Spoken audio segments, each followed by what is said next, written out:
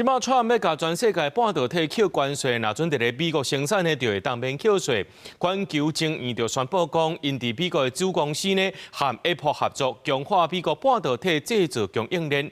另外，川也解释，讲这台积电呢会伫咧美国投资美金2000亿，也若针对这部分呢，台积电暂时无被回应。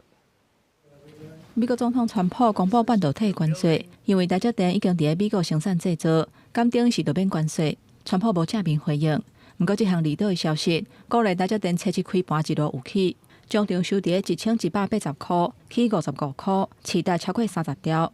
台股大盘以24003点收盘，起556点。不过半导体甲晶片若无伫咧美国生产制造，就要面临100%的关税，敢会致使半导体业去美国投资，嘛引起关注。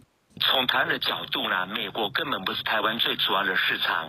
4.78到底是谁在出口美国呢？主要就是台积电 AI 晶片。川普他要的是制造业去美国投资，投资金额才大。台湾科技厂扩大伫咧美国投资的业者，包括台积电开1650亿美金，起3间晶圆厂等等的设施。鸿海去年公告投资台票10亿7千万，买美国德州土地厂房，扩大生产 AI 服务器的产能。广大进前嘛宣布投资台票72亿8千万，增加投资美国的子公司环球晶圆，伫咧美国时间7日宣布，美国子公司 GWA 要甲 Apple 合作，推动生产12寸先进式晶圆。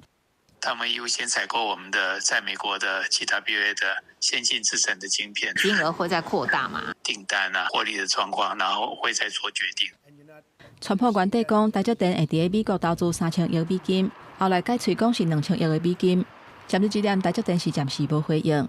专家认为讲投资2000亿的美金，还佫伫咧台积电负担的范围内。不过，佫较受关注的是后礼拜就要公布的半导体232条款，敢会封扣25%至50%的关税。影响台湾的出口，或者是保留先进制程，就会当唔免。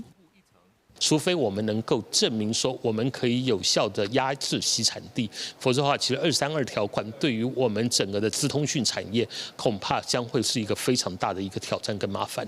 专家认为讲232条款对台积电的影响无大，但都是国内的资通讯产品，若无法度防排除伫咧免税范围，万不离拄到半导体甲对点关税影响，恐惊会造成重大冲击。